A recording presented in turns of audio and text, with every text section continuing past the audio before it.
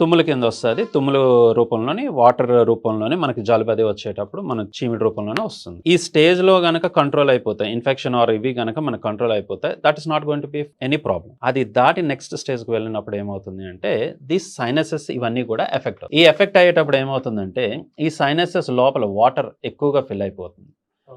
అది కూడా ఏమవుతుందంటే ఈ ఓపెనింగ్స్ చాలా చిన్నగా ఉండడం వల్ల, సీ ద ఓపెనింగ్స్ హియర్, ఈ ఓపెనింగ్స్ ఎప్పుడైతే బాగా చిన్నగా ఉండడం, ఇన్ఫెక్షన్ వచ్చేటప్పుడు ఇట్లా ఉన్న ఓపెనింగ్ కాస్త స్వెల్లింగ్ వల్ల చిన్నదవుతుంది, నేరో అయిపోతుంది. సో ఎప్పుడైతే ఇది నేరో అవుతుందో ఆ లోపల ఉన్న సెక్రీషన్స్ బయటకు రావడానికి చాలా ఇబ్బంది పడుతుంది. ఒక స్టేజ్ వచ్చేసరికి ఏమవుతుందంటే మొత్తం లోపల సైనస్ అంతా ఫిల్ అయిపోతుంది కానీ బయటకు రాదు. అప్పుడు ఏమవుతుందంటే ఈ సైనసెస్ అన్ని కూడా బాగా హెడ్ అంతా హెవీగా ఉండటం, తల బరువుగా ఉండటం, తలనొప్పి రావటం, తర్వాత వచ్చేసి భారంగా ఉన్నట్టుగా ఉండి జ్వరం అదే వస్తుంది. పిల్లల్లో కూడా అప్పుడప్పుడు చూస్తూ ఉంటాం కొన్ని సైనసెస్ అరౌండ్ 12 years వరకు కూడా ఎదగవు, అంటే కంప్లీట్ గా ఫామ్ అవ్వవు. బట్ స్టిల్ చిన్నపిల్లల్లో కూడా ఈ మ్యాక్సిలరీ సైనస్ ఇవన్నీ కూడా తయారవుతాయి. సో వీటిలో ఏమవుతుంది అంటే చిన్నపిల్లలకు కూడా కంటిన్యూస్ గా ఈ మధ్యలో మనం అలర్జీస్ చూస్తాం. ఈ అలర్జీస్ ఎక్కువగా వస్తూ ఉండడం వల్ల వాళ్ళలో కూడా ఇవి సైనసెస్ అనేవి ఇన్ఫెక్ట్ అవుతా ఉంటాయి.